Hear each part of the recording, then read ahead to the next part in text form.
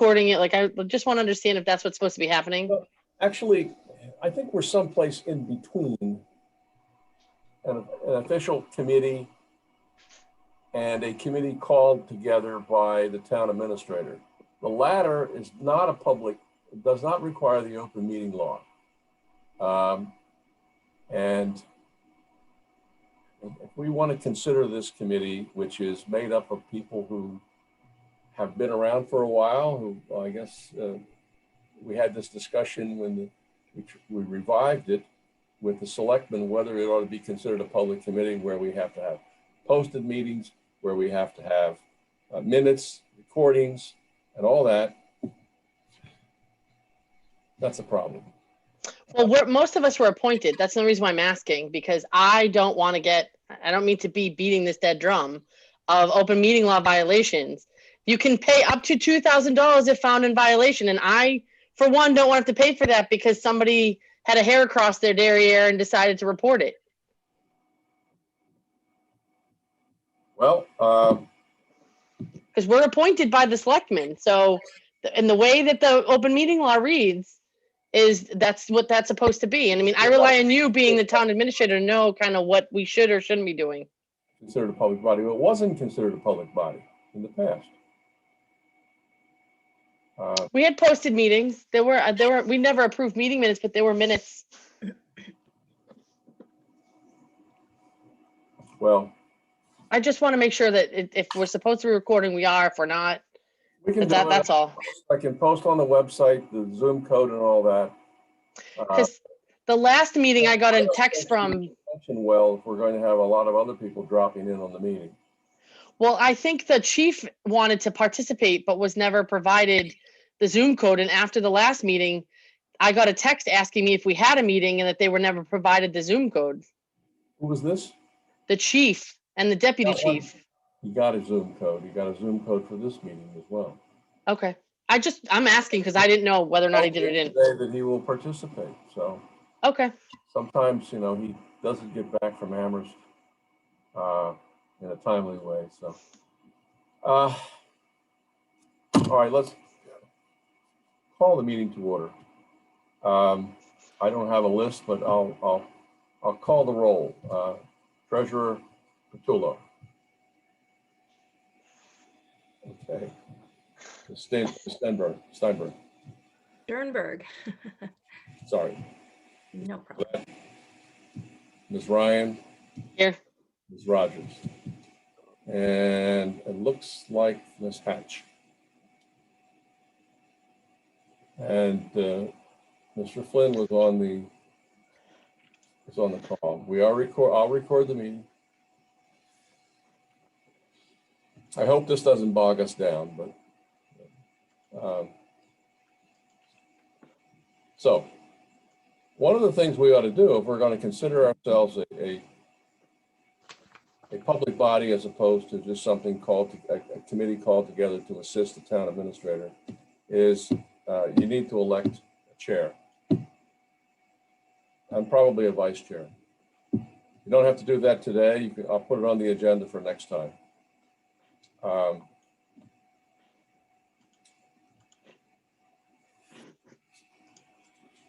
Okay.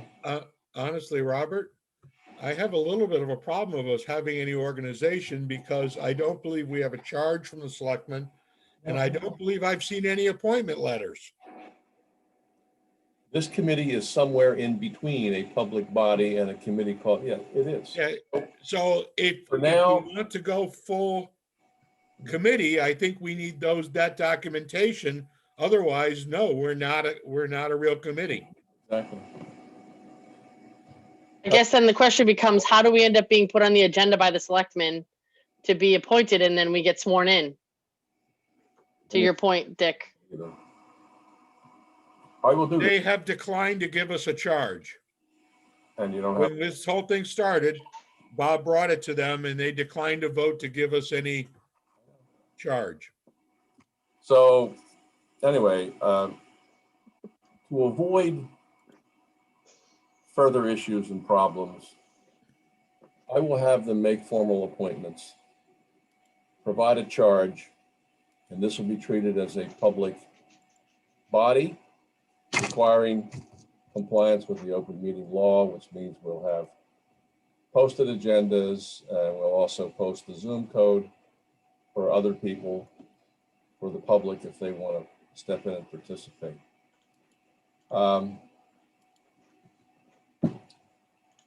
Now, I did speak with the chief, and he does have the code and said he would participate. Our real agenda is to continue the discussion of the fire station project. And Thad, why don't you lead off with some of the material that you provided that we had agreed to review. That big spreadsheet I sent, I'm sorry? you're talking about the spreadsheet that I sent out? Yes. Yeah. Okay. Did everybody get that spreadsheet and had a chance to look at it? I'm assuming they did. I heard from somebody and I tried to answer a few questions, but wanted to keep it here on the I've got it meeting. up on my other monitor. I may be able to bring it up. Here we Yeah, go. that would help. And you see it. Yeah, if it could either zoom it a little bit, Bob, so that it's kind of small to see on the left-hand side. But anyhow, what I did, all I did was I took the various different projects that have been discussed, either since we've been having these calls, or you lost it, Bob, or See it now? there you go. Yes. Okay. And all I did was go down there and try to put everything on a sheet of paper, because I think more than anything else, as someone pointed out, our job probably is not to determine what the capital project is. It's more to lay it out and figure out how to get the money spent. So regardless, that's all I did was put everything I had heard and put it on a list. So if we go up to the top, some of these things didn't have hard numbers. It starts off with the Academy Hall. John has talked a number of times at the selectmen's meeting that something needed to be done there. I don't know if it's painting. I don't know if a roof needs or what. Let me stop you there because I have some information today on that project. Right. So at this point, all I did was plop in a $200,000 number there. I didn't put it on any given year because it really hasn't been discussed a lot. Next item down was we hadn't heard. Hold on a minute. Let me just tell you some information from today. Last night, selectmen asked me to solicit bids Right. to paint the building. We discussed asking for community preservation money, and that has been, at least for now, rejected because if you take community preservation money, then you have to meet the so-called Secretary's guidelines. And that's the Secretary of Interior Affairs in the federal government. That's why last time they sought bids for this. The bids came in at like $140,000 to paint the building. The town simply can't afford that and doesn't want to do it. So they asked me to solicit bids without looking for community preservation money. That's what I did today. I'm getting bids in already. It won't be 200,000. It'll be, they're hoping in the range of 30, maybe 50,000. So. And again, Bob, it's over 5 years. Between now and 5 years, maybe something else. I mean, I've never even been in the building, so I don't know. Maybe it's going to need a roof in a little while or whatever. The next group down was a cemetery. We haven't really heard of anything. I know we put a fence around it last year, at least the one cemetery. I think the town has two, actually, correct? So, and I've never even looked at the other one, but I would suspect in 5 years, $50,000 worth of capital, even if it's nothing else, paving or something. So, and if it's not needed, it's not needed. Then we got to public works. We had that environmental call. I forget what it was called, Bob, where they talked about the bridges. So I just plopped a number in there. And the other items there were things that they had on their capital list. The chipper, the dump trucks, that's right off of their request list. A roller and a tractor. And then I put in $1 million for that intersection that keeps every now and then being popped up. I don't know if that was a good number, or I think it was actually $3 million that was thrown out. There's a couple comments on that. Bridge culverts may very well end up costing $600,000, but because the town has now gone through this municipal vulnerability planning project, Right. we are now going to be eligible and will get first consideration for bridge projects, as well as culvert projects, although it's been determined that the culverts on East Main Street at the two brooks, Big Brook and East Brook, are relatively in good shape and simply will not be funded to be replaced. But the bridge there is in poor condition. There's a lot of spalling of the concrete, and we're going to be applying before the end of this month for funding from the Commonwealth to repair that bridge. And I think it's fair to say that other culvert and bridge projects will most likely be funded with state funds. There's plenty of money there. It'll take some time, obviously. It's probably 5 to 7 years to get it all done, but that's going to be state funded. Chipper, obviously local. Intersection, now we can get federal highway administration money for that through the tip. We have to design it.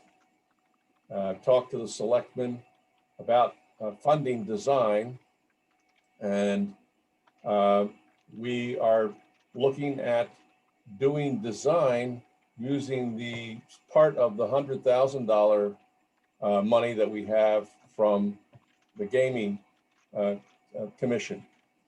And so if we can do the design, then the federal government will eventually provide funding to make that intersection safer. That's the intersection of East Longmeadow Road, Wilbraham Road, and Allen Street, where we've had a fair number of accidents. I guess the number is in dispute, but nevertheless, it's not considered safe. And I think we are going to be on track to try and make it safer with federal bucks. The other items there, I think they seem realistic. Here's Okay. just in time. You're at the fire department. Yeah, the fire department were, again, some of those issues were right off of his capital list. And then I probably put the worst case scenario in there at 17. Again, that was just right off of the report. So I'm confident that number's lower. And we, part of what we got to determine is where will it plop into the scheme of things over 5 years. Can I ask two quick questions, please? Sure. So the Academy Hall, if we don't use CPA money for historical, what would that block of money be used from CPA money? It has to go into 4 blocks. So why wouldn't we use it on a historical building? It had to do with how the building itself is used. I don't remember the exact qualifications. I can find the paperwork on it because I wish Doug Boyd was on the call because he could speak to that specifically. There's actually a lot of leeway with CPA. Here in Belchertown, I got CPA funds for windows at the Housing Authority. And then the Congregational Church in Belchertown got historical funds for windows as well. As a church. I had not heard what Mara said. What I heard from the selectmen several times was that they were just offended that repainting the exterior of that building came in, and the cost came in at $147,000. Agreed. Sure, agreed. But you could tell them to go back and rebid it. I mean, it's just, and still use CPA funds. But isn't it that had something to do with the fact that it was a historical building and it had to be like within because it's on the registry of buildings, that they had to use a specific type of paint, which I thought was weird at the time, but it had to do with in order for it to maintain its historic value, that's why it had to be painted. It was the way in which they had to do it. But I don't think in Hampden, we don't, Bob, I think you live in Long Meadow. Long Meadow has a historic district, so they've adopted certain things that have to happen in historic buildings. We don't have that in Hampden. So we wouldn't have to follow This this. building, though, you can also have individual buildings that go on to the National Register of Historic Places and the State Register. And so this building is on the National Register, which means Okay. There was something do a last year. project like repainting. There was something last year about the fence around the cemetery, that it had to be a certain type to meet some kind of code or restriction. Because what they put up around that cemetery, they certainly could have done a better job, cheaper, with different material. Right. Well, what they refer to as the Secretary's guidelines apply for projects at Academy Hall because it's on the National Register. Yeah, there's a If you use CPC funds, that triggers the Secretary's guidelines. If we don't use CPC funds, and maybe you're right, maybe it can be rebid and come in at a lower price. As I said today, I sent out to 4 local painting contractors, asked them to come and take a look and give me a price. The first one's coming tomorrow at 11 o'clock. So if any of you want to take a walk over there, you can walk around the building, see what's needed. Obviously, some very serious paint removal and scraping is needed before the repaint, if you expect the paint to adhere. So When would you do that, Bob? Pardon? When were you going to do that? That's at 11 o'clock tomorrow. The first of the painting contractors is coming in to walk across the street here and take a look. Yeah, I don't know if I'll be back in town by then. Okay. And then just my other final comment is Ted, thank you for doing this. This is great. But the housing authority is not funded by the town taxpayer dollars. So that could come off that $100,000. I don't, yeah, okay. I just put the 100 in there. I had no idea that what the housing authority did or anything. And whether how that even associates, but I see that the buildings and stuff, the way I understand it, are owned by the town, and the property's owned by the town, or is it not? It's a quasi-governmental agency, but the housing authority is not funded by Hampden tax dollars. It's funded through, they get their subsidy through HUD. Hampden does. It's a federal property. On occasion, though, we've used CPA money to help with projects at the housing authority. They did the breaker upgrade a few years back, but you're right. The property itself is not a town property and always has been separately funded by grants from the federal government. On occasion, matching funds are needed from the town. That's about it. So again, that's easy to take off. I just put it in there because I didn't know, and I had heard some discussion somewhere on it. Listen, it's not a bad thing to have it on there. That's why we have these discussions. I think this list is great, though. Thank you for doing it. And I'm hoping, or I'm not really hoping, but I'm thinking it's probably something I missed, but I don't know. Then the next item was the library. Again, I hadn't heard anything that the library needs anything, but again, I just put a placeholder money in there. It's easy to take out. It's easy to add. $100,000. I don't know if they need new shelves or anything like that, but I'm sure. I sent that form to them and they haven't returned. I'd done a shelf project a few years back and it was nothing like that kind of money. I mean, we've talked about in the past the threshold to qualify for a capital project. And to be honest, the library space is so small, it's hard to believe they'd have any project in there that would be over 25,000. Yeah. Okay. Well, I didn't know if there may be a new computer system, as things evolve, maybe down the road there might. So it's easy to take out. Parks. John, you do bring up a good point about, do we have a thresholds established for capital, Bob? Off of Bob's original list was 25 or 3 years. Well, I think there's like a cash funded capital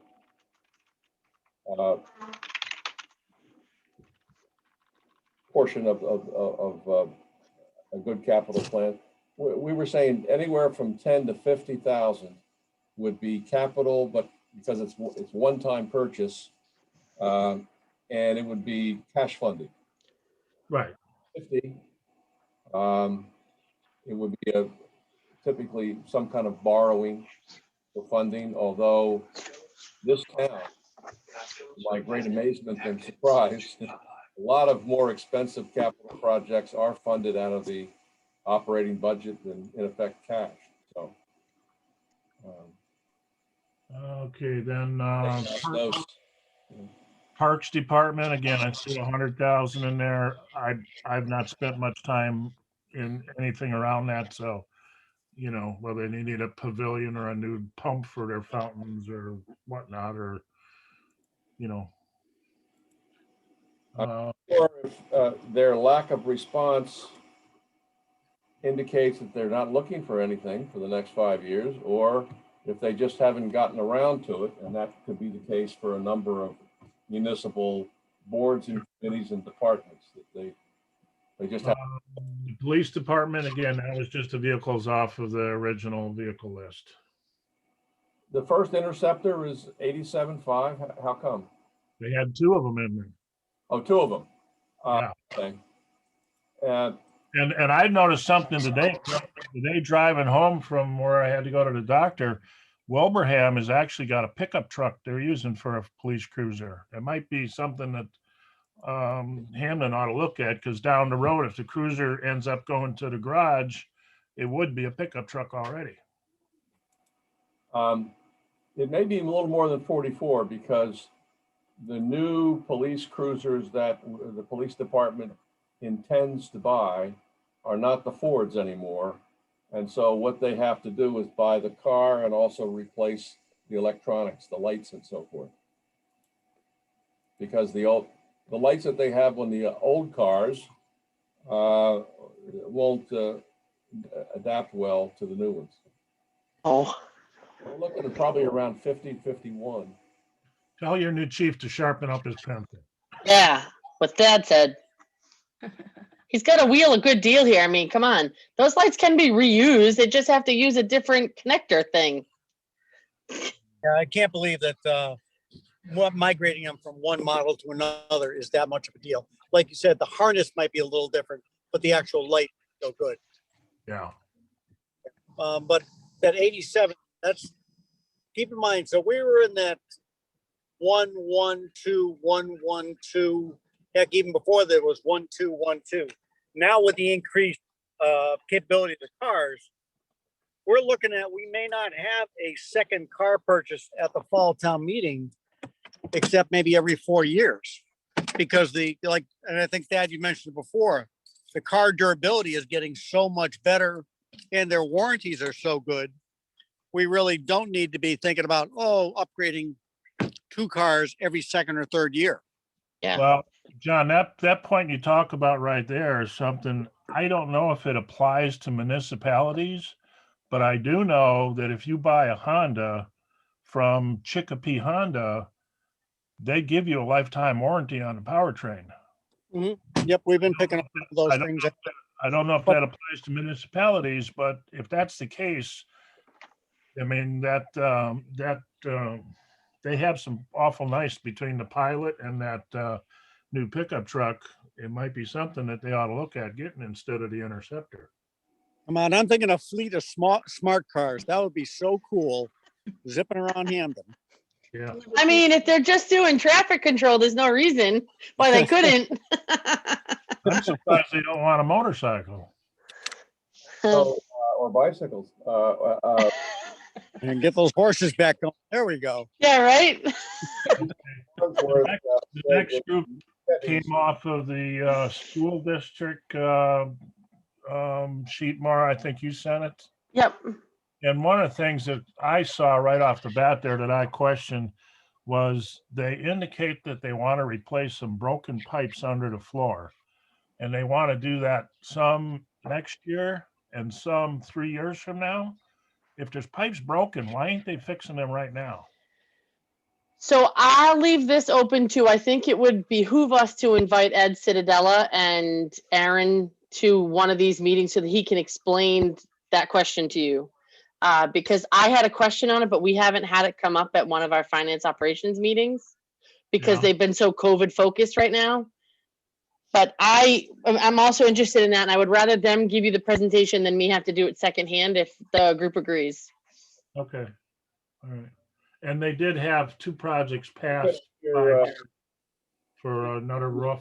on the call, so we can go back to the fire department. And if you recall, when we're finished here, we had asked last time, you had asked me to ask the chief to come in and talk about essential vehicles, as well as when I talked to him about that, he said that he also had some ideas for a separate floor plan for an extension. So Actually, Bob, I didn't think he was going to come and give us a verbal report. I thought he was going to give us a list of his requirements that we could study.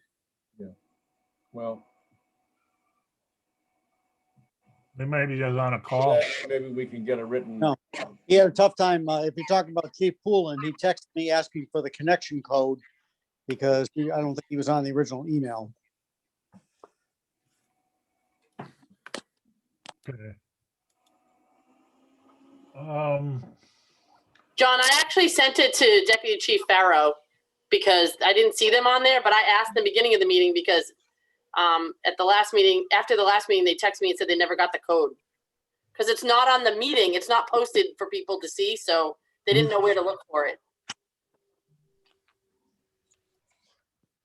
The senior center, I put in the 4.2 million that they have in there, and I know we had a lot of discussion on some meeting. I forget which one it was, but I'm sure that's got to be looked at in great detail.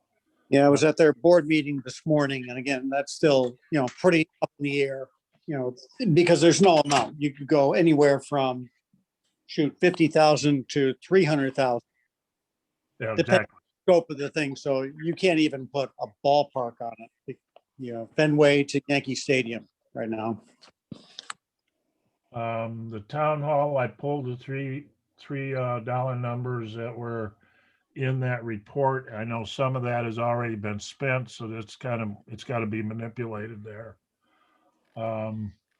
Transfer station, I put in 50, figuring if nothing else, he probably is going to have to do some paving up there between now and 5 years, or I don't know if they need anything. If they don't need any money, then that don't have to be in there. Well, typically the thing with just let me jump in, because we established an enterprise fund for the transfer station. Yeah. I think all of the money for expended up there has to be out of that enterprise fund. Now, you bring up a good point. How do you get the money in there? You either retained earnings from the profits from selling bags, and by gosh, we make billions from bags, or you kick in like on occasion we've done. But because again, it's an enterprise fund, it's not straight funding the budget like that. Okay. And then the last thing on the list was the water district, and I just threw 300. I just somewhere heard some numbers thrown around. If you got to dig a well or whatever, that piping comes, and I know, Bob, you indicated that there were different options being tossed about that I probably didn't even hear about. Yeah, I can give a recap on that. So 2 different things we're focusing on here, either remediation with the current. Okay, let me back up here. There are 2 affected areas, one on the south side of Main Street, which is the church side, and one on the north side. The homes that are serviced by the well next to Academy Hall, the church well we call it, are fine. The water is good. The testing is coming out fine. And those 3 homes plus the church have plenty of good, clean, tested water. The north side, which is, I'm going to throw it out there, Hamner's old house, for those who remember, Hamner's, Gert Lyons' house, and the 2-family O'Galley house are connected to a well that was drilled next to the highway department because of what I think was a pretty rigid water test by the well digger. They pulled in more problems into the water, and the number's not good coming out of it. We're looking for remediation for those homes, not the other side. 2 options: provide a new source, abandoning that well, or treat the water coming out of the well. As Bob said, we're looking at possibly connecting to the Scannick Valley well down by Laughing Brook. And the biggest cost there would be, we wouldn't have to drill a well, would be piping 3,000 feet down Main Street. Talking to Ty and Bond, we're not talking 4-inch City of Springfield pipe here. We're talking supplying 3 homes. You know, you can do this in 1.5 or 2-inch pipe. And I'm sure like that would say you could trench cut this and just go right down the side off the street. Right. You know, and we're going to get a cost on that. The other option would be remediation, and that would be a RO system. He said, Bob, is a reverse osmosis type thing, Right. and that would be located at the highway department. The fly in the ointment is that the board has agreed to treat the 4th house, which is next to the Verizon building. Used to be Francis Stockton Jones house for those who old school in town. And one option there, if we can't do it with the highway department well, because that would throw us over what's called the bedroom limit, required to be a public water supply well, and there's not enough circle distance around that well to make it happen. That would force us into the Scannick Valley well option. What we could do, and what I suggest to the board, there's capacity on the well on the other side. That is, we're well under the bedroom limit, and it has more than enough pumping capacity. What I've asked Ty and Bond to look into is to bullet drill basically underneath the street, which is straight across from the last connection point, Right. and V off that connection there. You're talking an extra 100 feet of pipe, and that's a lot less than $100,000, believe me. So that's the where we are in a nutshell. But right now, we're waiting. Ty and Bond has been hired to provide a report looking at all the different options, hopefully with an idea to coming back to town meeting in the spring with a proposal for purchase. Okay, that was the I won't say the 5-second thing, but now you know everything we know. I don't know if you appreciate it, but now you know everything we know. With those RO systems. Thanks, John. Yeah, right. Yeah. John, I've had a few of those RO systems. They do work great, but there is a cost to running them. So, And they don't, and the percentage of output is not great, as the guy said. You know, you could be your clean water coming up or 25 at the most 50% coming out, and then you have to get rid of the exactly. And that doesn't go in your septic field. You have to have a separate leaching basin for it. So there's a lot of not intangibles, but there's a lot of downside to it. That's why if we could get, in my feeling, if we could get the piping costs down somewhere reasonable, you know, like I said, the 1.5 or 2-inch pipe, trench, ditch witch down the side of Main Street on the north side of Main Street, if that's away from the river. You know, you get that done there. Now you have enough capacity coming out of that well to take care of bad water at the fire station, which has been a concern. You know, a better supply of water for the townhouse. And who's to say somebody doesn't come down the road and say, my gosh, my numbers are so bad, the town needs to supply me with water. You know, you're not coming back with another solution. This gives you enough capacity to take care of it in the future. So that's where we are. Mary Ellen did ask, well, can we go ahead and supply water to everybody else along the way? And I don't think that's realistic. First off, that goes away from the purpose that we're establishing a district. We have a Scannick Valley district, which is remediation from the landfill. This will be a second district, remediation from the highway department. If you do the other, you're selling water to the town, and that's a whole horse of a different color. You'd probably have to man it, John. Yep. Those systems don't run by themselves. Right. And typically then you set up an enterprise fund and you got to, So that's a spreadsheet. Chief is here. While he's here, we should open up for questions from him and from the group regarding the project I asked him if he would come up with a list of essential vehicles. And he also volunteered to come up with a floor plan, revising what was proposed. Okay. Are you with us, Ed? Ed? Yeah, I'm here. Okay. So, I mean, Dick Patillo had a different statement earlier. Is it all right if he repeats himself so I want to write that down, what exactly he wanted? I think he wanted something in writing. What I was looking for is, to determine space, a list of what the vehicles required in the fleet now and into the near future. How many different trucks we looking at, maybe some idea on the sizes of them. And then in the report, there was a list of all the different, there was a lot of drawings of different function rooms. And the question is, and you kind of addressed that with your idea of a floor plan on, of all those things that they mentioned, what are required to do the mission. It's kind of hard for us to analyze our thoughts on how much space is needed until we figure out what the equipment and other uses of the building are. Okay, so when this originally started, we had our current station we have now, and then we talked about getting an additional tanker. To do the additional tanker, we obviously cannot, from the tour, I think everybody knows that we cannot possibly fit that truck inside. And then it was a discussion of adding on another bay to the station the way it is now.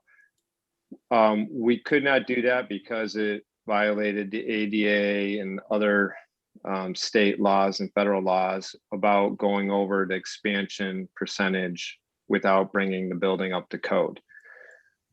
So we have 4 bays now. They're very full with trucks and apparatus. If we were to get another truck, you would be looking at additional bay. So that would be 5 total bays. These are the 4 bays we have now are double stacked, except for the last one all the way on the right, which has 3 vehicles in it. The only essential vehicle, or the vehicle we probably wouldn't need parked there, would be the antique vehicle and the pickup truck that's outside now. That's not essential to firefighting. All the other apparatuses all have specific functions for specific calls when they go out. So again, so if we're looking to add anything, I think the biggest thing was, well, we wanted a new tanker. We need a new tanker. This one's 30 years old, but can we keep this one we have and get the rest of the life out of it instead of selling it on municipal bid for $10,000? It's worth way more to that to the town than it would be to send it out. And I think there's no question anybody who took the tour realizes you need space. We just don't know if you need $11 million worth of space. So all we're looking for is a written list of those various equipment and maybe some idea how big they are, I guess. And then what other functions do we have to incorporate in order to be a safe, efficient firehouse? Okay, I can give you that majority a list. I went through that list and eliminated some rooms that we didn't need today, and I got the square footage down to 4,000 for the existing building. I believe the existing building is a little over 5,000 square feet. So whatever needs to be in there. But again, I would have to, I think a question as an architect is to tell us for our state and federal laws what we need to be a fire department. I don't know every single room that, the hot zone, the cool zone, and I don't think we need everything that obviously on that list. I shaved off close to 2,000 square feet on there. but I don't think I am the person to draw out a floor plan. I thought I was going to try to do one, but I'm not sure. You know, you get into plumbing and mechanicals, it makes sense for that to go a certain place to make it more cost effective. And I understand it. I'm not expecting to be an architect, but if we're going to be put in a position to endorse a plan, we need a little bit more data to rationalize this. And yeah, maybe there's somebody else we have to talk to about what the actual requirements are, but we really do need this written down, I think, in my opinion, in order to make an intelligent decision. Chief, question. You've got a fly car and a second sedan. Why do you need two? The fly car goes to medical calls only right now. Yeah. And the regular car brings personnel. They run errands in it. We have a source gas meter that needs to be tested and set by Eversource in Wilbraham. That goes out every other week. Just runs errands in. We shift people around for training, mutual aid calls. I went on a mutual aid call once and today. It's a move people around as trucks. It's a call department as trucks leave to go to calls. If other personnel come in, they load that up as another resource instead of, you know, sending the wrong engine to wrong that we don't need. We can fit more people in it and equipment, move stuff around. Okay. You know, just to follow up on that, with regard to three-tier response, which is, I assume, the standard. Whenever there's a call, police, fire, and ambulance, go. I think that made a lot of sense when sometimes the ambulance would be 20 minutes or longer before arriving. If the ambulance is now arriving, I think the average was 5 minutes and 1 second. Doesn't that lessen the need for all three departments to go? And is there a way that certain kinds of calls can be diverted? Again, we don't, I guess if you wanted to control it, would probably be through dispatch be the best way to do it. But I mean, we don't know all the time if that ambulance is in Springfield, if there's a backup available. I mean, that was a conversation we had the other day as well with Dr. Beltran. We just don't know all the time where things are at or where, who's, you know, how long of a wait it's going to be. I think that's why we're talking about the three-tier response. Again, that was part of that whole meeting that I asked you to attend. Yeah, you are on the agenda, at least the draft agenda for Monday night as well, with Dr. Beltran to discuss what came out of that meeting yesterday. I mean, obviously there's calls, the biggest cardiac arrest. I mean, that's an all hands on deck. That's going to be more than just two people working a patient.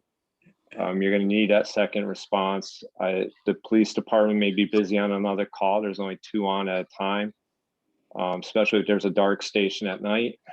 There's just more people available to help out.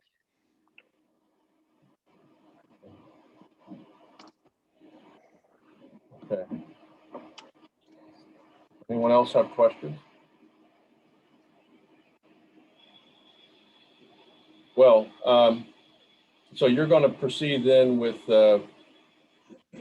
in writing that the committee can have what Dick has suggested. Yes, I'll start with a list of apparatus, their measurements. I believe that's what he was pertaining to. Where they'll fit, I guess, and then as far as the rooms go, I'll give it my best shot. with the list of those square footage. I think each one is probably labeled in this book. I'll just pull out. I did make a rough draft today, so it shouldn't be too bad to put that onto an email and get out. I think there was also a previous, during one of the last meetings, there was a question about how the mission of the department was going to meet what the actual needs were.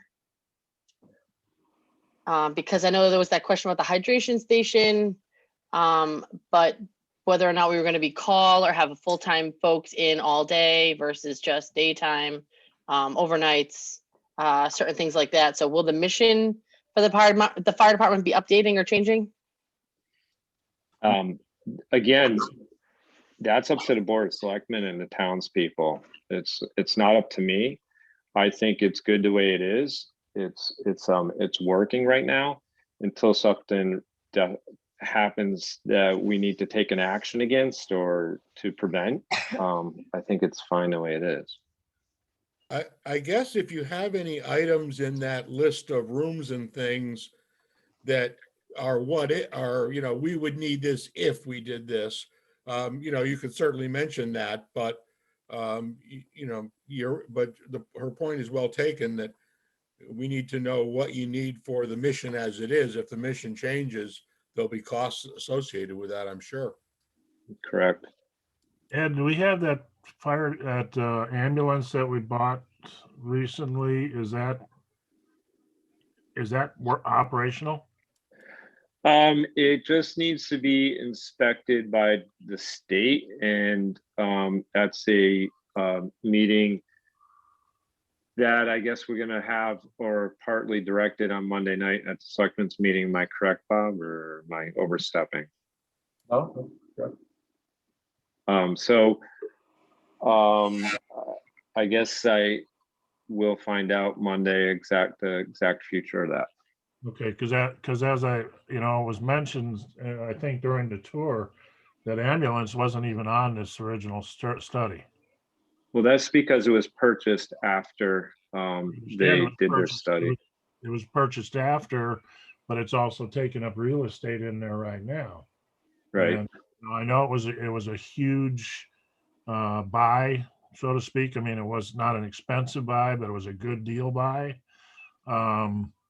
But we haven't used it since we bought it, and now that we have an ambulance system that delivers in 5 minutes, I guess I would question why we still have it. This is going to be reviewed Monday night. That. Oh, okay. I wasn't aware of it. Yeah. I thought the meeting yesterday was a bit of an eye opener in terms of providing service and what is needed. Stay tuned for Monday. Well, Doug's not here, but in the last meeting, I think Doug had mentioned that we needed to look at 2 different tracks, which we've kind of already touched on, but one was what we needed to do to bring it up to code. And then the other one was planning for the future, because we know we need to spend some money. It's just understanding how much and what would be the minimum level.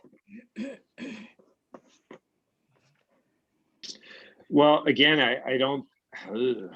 Not necessarily looking for you to answer it, Ed. I just wanted you to know that those are some of the things that we've talked about. So it's like a catch-22. To do improvements there, if you want to improve it, obviously we have a 24-inch bathroom door to the bathrooms. So, I mean, if you have to make that ADA compliant, you need real estate, and there's not much real estate there. So to fix what's wrong with the current building, I mean, that's kind of, I don't understand how we could possibly do that without some kind of addition somewhere. Okay. Our hour is up. I'm putting together the agenda for next time. We're going to elect a chair, vice chair. I will approach the selectmen about providing official appointments and a mission statement. We will then consider this group to be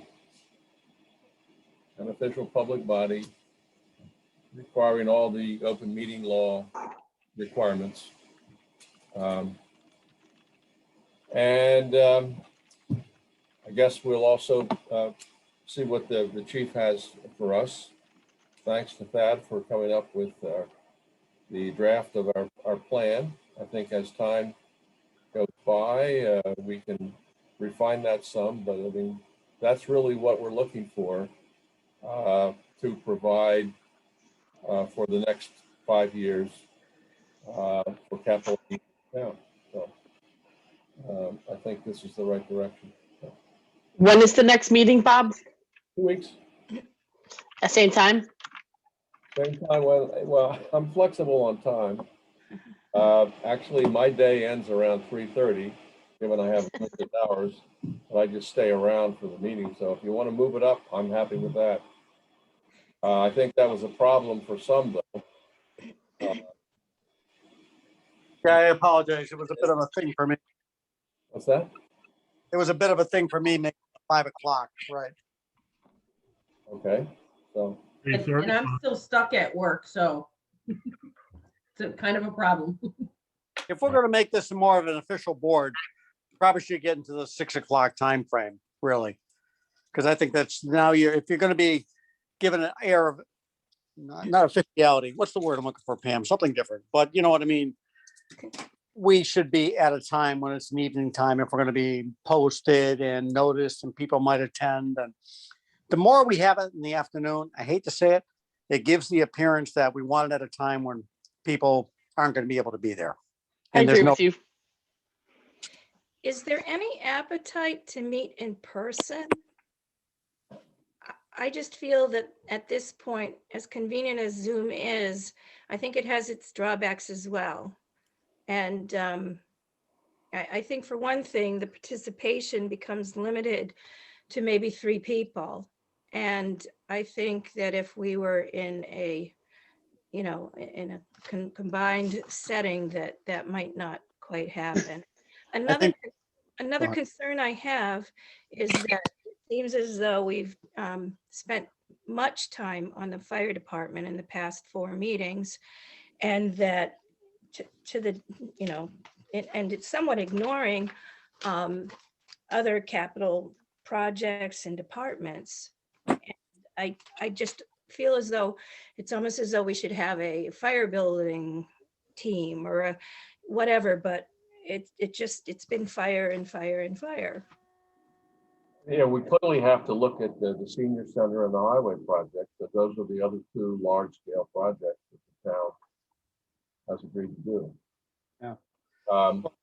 I thought our goal was that might be something we would have ready in time for this town meeting. So we're looking at what we had the likelihood. Lisa, I totally agree that I think Bob has pretty much set up the auditorium where it's a Zoom station type thing. So we can meet there with our committee, be socially distanced, and have the ability for outside people to watch the meeting via Zoom. Yeah. And I think that's, if we go to a 6 o'clock start time every other week, I think it'd be easier for a lot of more people to it. It gives a much better appearance as well. But I think you also, because the governor hasn't lifted the COVID requirement, you still have to make it able for people to attend if they can't attend in person. Well, that's what I'm saying. We have Zoom No, capability. I mean, I just want to make sure that that's noted. That's all. Oh, yeah. And, we've had one Town board, starting to meet their conservation planning. They're going to have their things there as well. They've been meeting there. A lot of those departments have been meeting there. Right. But they're also going to now also factor in the screen and, make it available to the public online. Okay. Yeah. These have been hybrid meetings. They've allowed the public to come, although very few people have attended. We've also covered over Zoom. So we can do the same thing. We're set up in the auditorium to do that now. If you want to meet in person in 2 weeks, we had a discussion last night at the select board meeting about reopening town hall. That's a much bigger item, because that means that the public could then come into the offices and we'd be back to normal. So we're not there yet. Mm-mm. Hybrid type meetings is something we have, yes, evolved towards. I'm in favor for in-person. But I think you can, Lisa, I think you can do both. We could have a group of people that were there, and then those that are, I'm stuck at work, or Bob's gonna call in from home, or Sure. didn't get vaccinated yet, she logs in, or the public. So you can still do both and have. Yeah. But I at least want part of it to be an in-person option and not just a remote at this We're point. going to be an official committee. We're going to have to provide remote access. Right. I think In person. our committee should be the people that are there, and remote access for anybody who wants to watch how sausage is being made, if you will. As exciting as these meetings are, pay-per-view pretty soon. But with the understanding that with people like Pam, if she's up, stuck at work and 6 isn't possible, then I would think she can attend remotely. Yeah. So this is a new era, and actually we have on an upcoming agenda a discussion as to whether or not selectmen meetings and probably other meetings of boards and committees should be carried over Zoom or permanently, or should we go to the cable system? And I guess the question would then come down to what's the cheapest option. probably Zoom. Zoom is cheaper than the cable system. I mean, the cable system would be free for us, but there'd be a surcharge for residents who take cable. And the other problem is, if you have cable, and a lot of people are cutting the cord. Yeah, but also cable is all the way. That's the problem with cable. Okay? People watch things like you do in Wilbraham, but you don't interact with what's going on. And that's the downside with that. At least, and on the other hand, Zoom and more, you guys have had school committee meetings with hundreds of people, right? Yeah. Yeah. How do you manage that? Oh my gosh. Well, it just comes down to unless that you have to follow that open meeting law. That's why I've become so well versed in it, because people have tried to call me out on it a couple times. Oh yeah, but how do you allow people to participate? You just set the rule from the get-go, saying, "Look, they're just allowed to view. You have the ability to lock up the chats. You lock out the any of the the ability for them to speak. They just basically can watch. right." Then there are certain circumstances where we choose whether we want to give them the chat option, but that's only when we have on our agenda for public comment. Well, now we have much better control. Zoom bombing we can prevent. Yeah, we had one election. It was pretty intense. Oh. Yeah. We had a Zoom bomber at the last week at the session with the Hampden County Retirement Board. Oh, geez. Yeah. He's basically a heckler, and he's Was it the attorney? No. Zoom bombing typically is something teenage boys do, and they come in and they swear at you and so forth, and then they leave. This guy came on and he just heckled through the whole meeting. So, okay, I guess that's a wrap, and I have a list of things to get done here. If you are interested in being the chair, and I think there should be a chair other than me, step forward. Okay, thank you all. Enjoy your week. Thank you. Thanks. Bye. Bye now.